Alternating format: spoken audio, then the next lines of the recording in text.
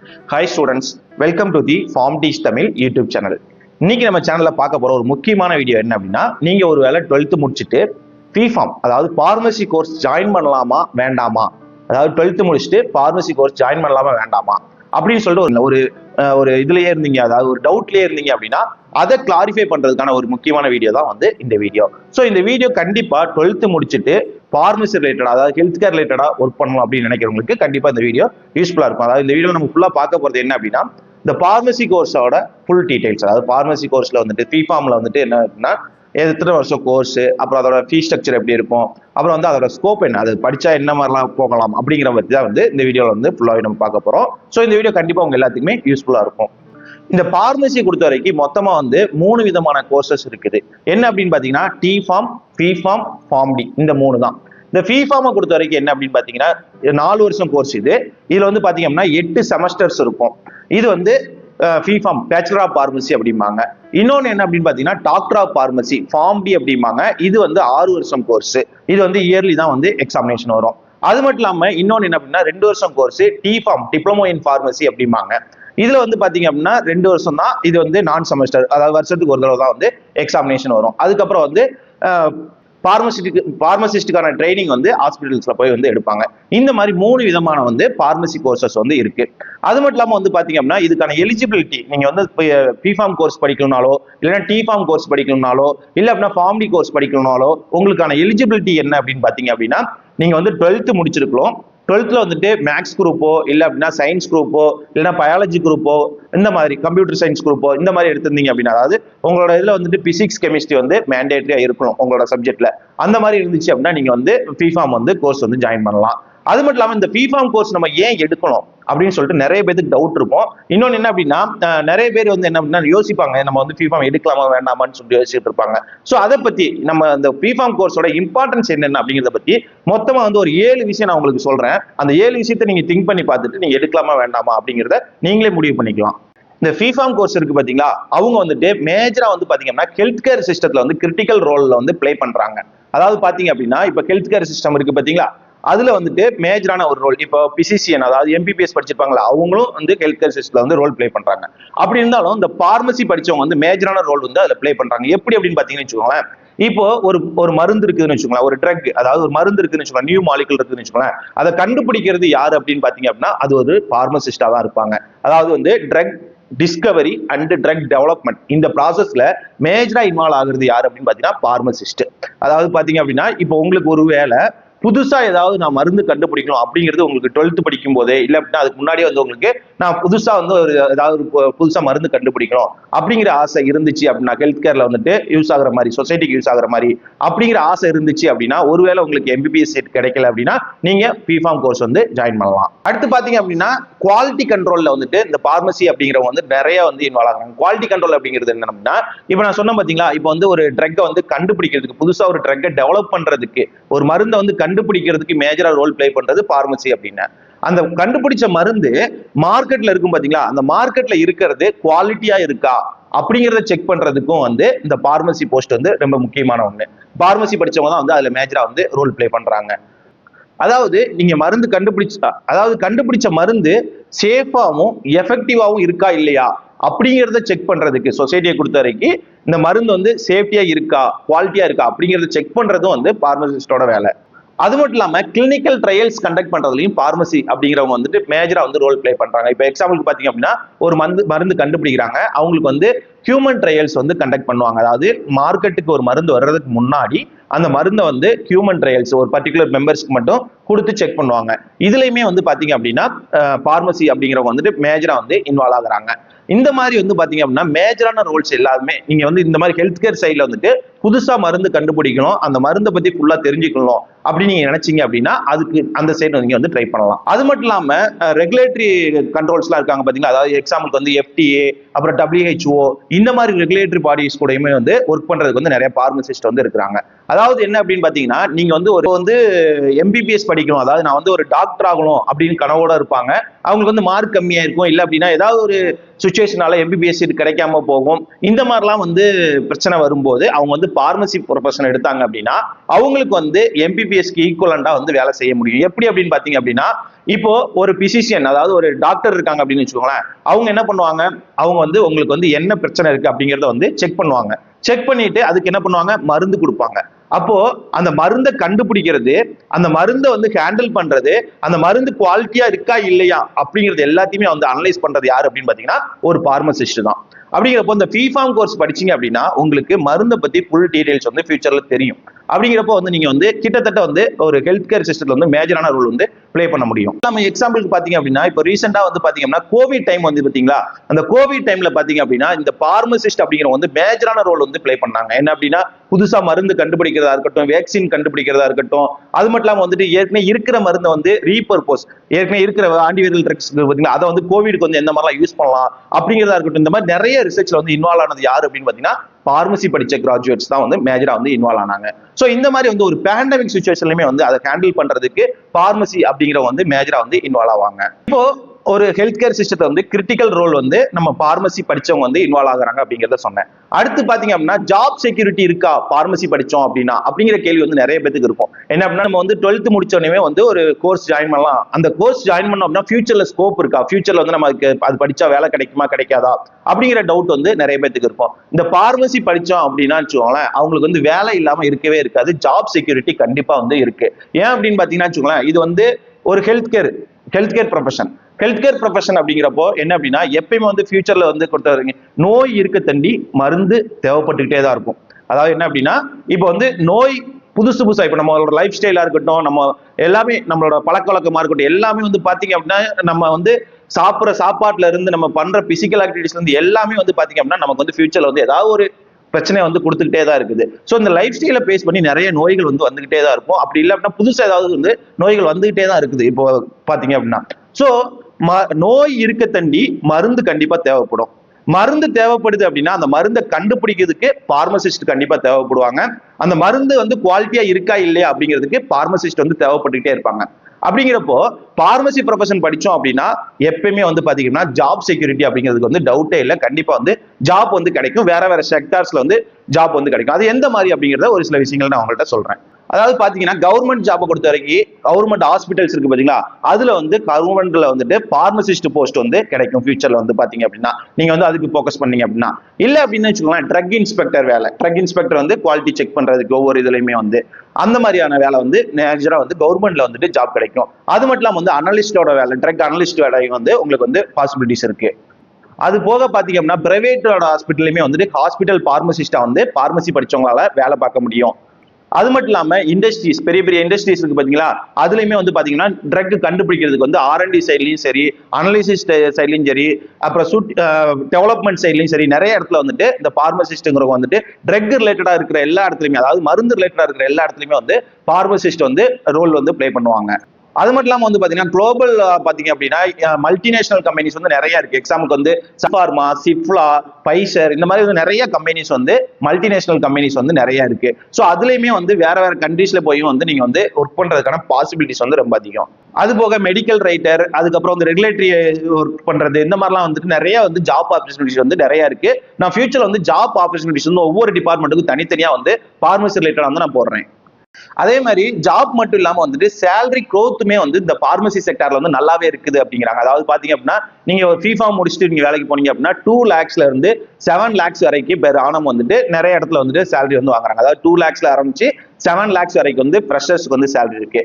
அதே வந்து பாத்தீங்க அப்படின்னா எக்ஸ்பீரியன்ஸ்டா இருந்துச்சு அப்படின்னு வச்சுக்கோங்களேன், அதாவது 5+ years, 5 வருஷத்துக்கு மேல உங்களுக்கு இண்டஸ்ட்ரியில வந்து எக்ஸ்பீரியன்ஸ் இருக்குதுன்னு வச்சுக்கோங்களேன், அவங்களோட சேலரி வந்து 6 லட்சத்துல இருந்து 25 லட்சம் வரைக்கும் வந்து இருக்குது. அப்படிங்கிறப்போ இந்த சேலரி வைஸ்மே வந்துட்டு பார்மசில வந்து நல்ல growth இருக்குது. அதுக்கு நீங்க என்ன பண்ணணும் அப்படின்னா பார்மசி படிக்கும்போது ஏன் அந்த பார்மசி ப்ரொஃபஷன் படிக்கிறோம் அப்படிங்கறத தெளிவா புரிஞ்சுக்கிட்டு அதுக்கு என்ன ஸ்கில்ஸ் எல்லாம் தேவைப்படுது அப்படிங்கறத நீங்க கரெக்டா போக்கஸ் பண்ணீங்க அப்படின்னா ஃபியூச்சர்ல வந்துட்டு நீங்க பார்மசி கோர்ஸை தெளிவா கத்துக்கிட்டீங்க அப்படின்னா நீங்க வந்து நல்ல பொசிஷனுக்கு வந்து போக முடியும். அதே மாதிரி நீங்க வந்து ஹையர் ஸ்டடிஸ் பண்ணணும் ஃபியூச்சர்ல வந்துட்டு. இப்போ எக்ஸாம்பிளுக்கு வந்து பாத்தீங்க அப்படின்னா நீங்க ஹெல்த் கேர்ல வந்துட்டு இப்போ நான் வந்து ஒரு PhD முடிச்ச ஒரு கேண்டிடேட், அதாவது இப்போ நான் படிக்கும்போது நான் வந்து டாக்டர் ஆகணும்னு தான் நான் ஆசைப்பட்டேன். எக்ஸாம்பிளுக்கு நான் வந்து ஒரு எம்பிபிஎஸ் டாக்டர் ஆகணும்னு நான் ஆசைப்பட்டேன். எனக்கு எம்பிபிஎஸ் சீட் வந்து கிடைக்கல.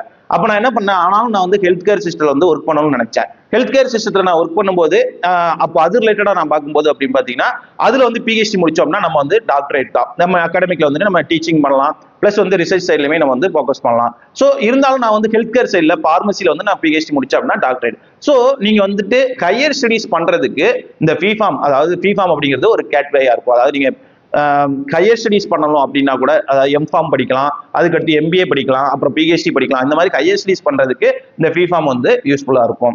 இப்போ எம்ஃபார்ம் நீங்க பிஃபார்முக்கு மட்டும் நீங்க வந்து படிச்சிட்டீங்கன்னு வச்சுக்கோங்களேன். எம்ஃபார்ம் பொறுத்த வரைக்கும் வந்து பாத்தீங்கன்னா ஜிபேட்னு ஒரு என்ட்ரன்ஸ் எக்ஸாமினேஷன் இருக்கு. அந்த என்ட்ரன்ஸ் எக்ஸாம் கிளியர் பண்ணீங்க அப்படின்னா கவர்மெண்ட்ல இருந்து உங்களுக்கு வந்து மந்த்லி வந்து ஸ்டைஃபண்ட் வரும். அதை வச்சே நீங்க வந்து எம்ஃபார்ம் அப்படிங்கிறது ஈஸியா படிக்க முடியும். அதே மாதிரி நீங்க எம்ஃபார்ம் படிச்சு முடிச்சிட்டீங்கன்னு வச்சுக்கோங்களேன்.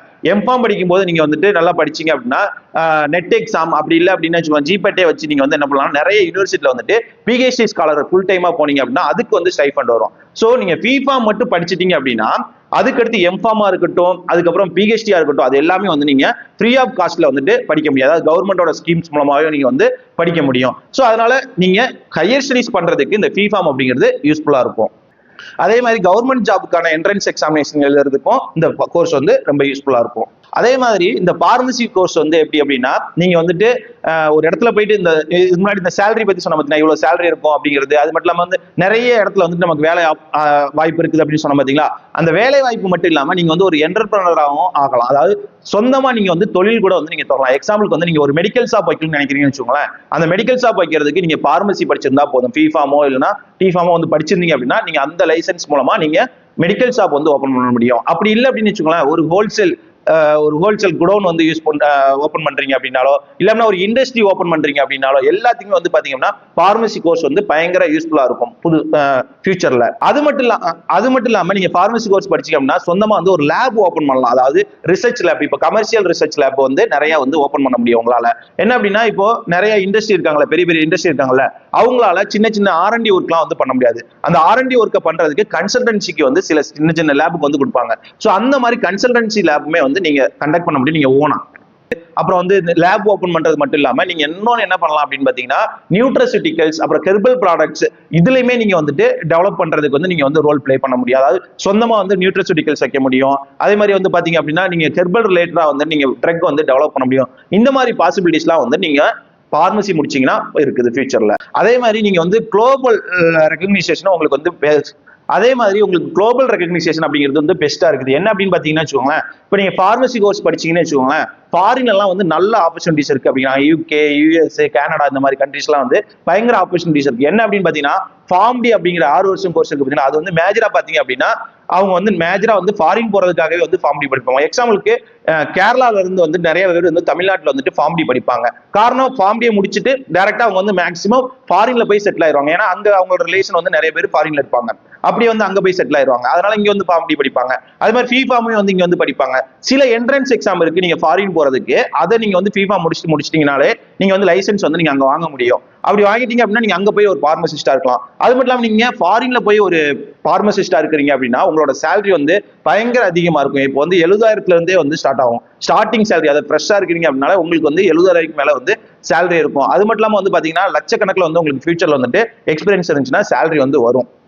உங்களுக்கு ஒரு வேலை ஃபாரின் போகணும், ஃபாரின்ல போய் செட்டில் ஆகணும் அப்படிங்கிற ஒரு ஆசை இருந்துச்சு அப்படின்னா அதுக்குமே வந்து இந்த பிஃபார்ம் கோர்ஸ் அப்படிங்கிறது வந்து ரொம்ப யூஸ்ஃபுல்லா இருக்கும். என்ன அப்படின்னு பாத்தீங்கன்னா நீங்க வந்து ஃபாரின்ல வந்து இப்போ இந்தியாவை பொறுத்த வரைக்கும் என்ன அப்படின்னு பாத்தீங்கன்னா பார்மசிஸ்டுக்கான ரெகக்னைசேஷன் அந்த அளவுக்கு இருக்கா அப்படிங்கிறது வந்து ஒரு டவுட்டா தான் இருக்கு. என்ன அப்படின்னா டாக்டர்ஸ், பிசிஷியன்ஸ் இருக்காங்கல்ல, அவங்களுக்கு கொடுக்குற அளவுக்கு ரெஸ்பெக்ட் அப்படிங்கிறது வந்து பார்மசிஸ்டுக்கு வந்து கொடுக்கறது இல்லை. ஆனா இதே இது வந்து பாத்தீங்கன்னா ஃபாரின் போனீங்க அப்படின்னா ஹெல்த் கேர் சிஸ்டத்துல வந்துட்டு டாக்டருக்கு, அதாவது பிசிஷியன்ஸ் இருக்காங்கல்ல, அவங்களுக்கு என்ன ரெஸ்பெக்ட் கொடுக்குறாங்களோ அதே அளவுக்கு வந்துட்டு பார்மசிஸ்டும் கொடுப்பாங்க. ஏன் அப்படின்னா ஃபாரினை பொறுத்த வரைக்கும் என்ன அப்படின்னா பிசிஷியன் அப்படிங்கிறது அவங்களோட ரோல் வந்து, அதாவது டாக்டர் அப்படிங்கிற அவங்களோட ரோல் என்ன அப்படின்னு பாத்தீங்கன்னா மருந்து வந்து கொடுக்கறது கிடையாது. அவங்களோட ரோல் வந்து ஜஸ்ட் வந்துட்டு அவங்களுக்கு என்ன பிரச்சனை இருக்கு அப்படிங்கறத அனலைஸ் பண்ணுவாங்க. அதாவது பேத்தாலஜிக்கலா ஏதாவது பிரச்சனை இருக்குதா அப்படிங்கறத, டிசீஸ் என்னங்கிறத கரெக்டா அனலைஸ் பண்ணி சொல்லிடுவாங்க. அதுக்கப்புறம் என்ன பண்ணுவாங்க அப்படின்னா பார்மசிஸ்ட் அனுப்பிடுவாங்க. பார்மசிஸ்ட் தான் என்ன பண்ணுவாங்க அப்படின்னா அவங்களுக்கு வந்து என்ன மருந்து கொடுக்கலாம் அப்படிங்கறத வந்து சொல்லுவாங்க, சஜஸ்ட் பண்ணுவாங்க. டாக்டர் கூட வந்து அவங்க இருப்பாங்க. அது மட்டும் இல்லாம இன்னொன்னு என்ன பண்ணுவாங்க அப்படின்னு பாத்தீங்கன்னா இவங்க வந்து பேஷண்ட் கவுன்சிலிங் கொடுப்பாங்க. ஒரு பேஷண்ட் இருக்காங்கன்னா அவங்க அந்த பேஷண்ட்ஸ்க்கு வந்து இந்த மாத்திரை வந்து இப்படிதான் யூஸ் பண்ணணும், இந்த மாத்திரை அதிகமா யூஸ் பண்ணா பிரச்சனை வரும் அப்படிங்கிற மாதிரி. அது மட்டும் இல்லாம வந்துட்டு பேஷண்ட்ஸ்க்கு வந்து நிறைய விஷயங்கள் வந்து அவேர்னஸ் வந்து கொடுப்பாங்க இந்த பார்மசிஸ்ட் அப்படிங்கிறது. அதனால ஃபாரினை பொறுத்த வரைக்கும் வந்து பயங்கர டிமாண்ட் இருக்கு.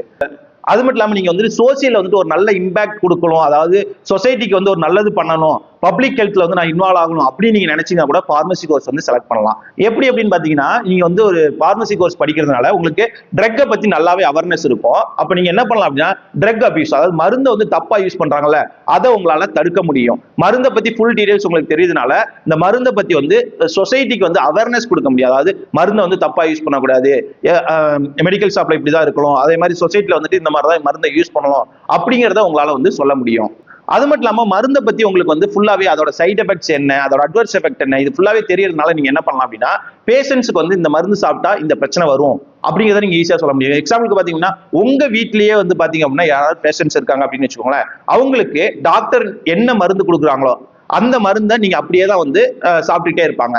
அதுக்கடுத்து ஓடிசி, அதாவது over the counter drugs, prescription இல்லாம சில ட்ரக்ஸ்லாம், சில மருந்துலாம் வாங்க முடியும். அதையுமே வந்து நீங்க என்ன பண்ணா, தலைவலி கால் வலி அப்படின்னு என்ன பண்ணுவீங்க, வலி மருந்து எடுத்து வாங்கி போட்டுருப்பீங்க, இல்லைன்னா ஆன்டிபயோட்டிக்ஸ் எடுத்து போட்டுப்பீங்க. ஸோ இந்த மாதிரிலாம் வந்து யூஸ் பண்ணும்போது என்ன ஆகும் அப்படின்னா, ஆட்டோமேட்டிக்கா நம்ம உடம்புல வேற ஏதாவது பிரச்சனை வரும், வேற ஏதாவது சைட் எஃபெக்ட்ஸ் வரும். ஸோ இந்த மாதிரி நீங்க இந்த கோர்ஸ், அதாவது பார்மசி கோர்ஸ் படிக்கும்போது உங்களுக்கு அதை பத்தி ஒரு அவேர்னஸ் வரும்போது ஆட்டோமேட்டிக்கா நீங்க என்ன பண்ணுவீங்க, உங்க குடும்பத்துல இல்லைன்னா உங்களுக்கே ஃபியூச்சர்ல வந்துட்டு ஏதாவது ஒரு பிரச்சனை வரும்போது அந்த மருந்தை நீங்க யூஸ் பண்ணலாமா பண்ணக்கூடாது அப்படிங்கிறத பத்தி ஒரு அவேர்னஸ் இருக்கும்போது நீங்க உங்க சொசைட்டில இருக்கிறவங்களுக்கு ஒரு நல்ல ஒரு அவேர்னஸ் கொடுப்பீங்க மருந்தை பத்தி.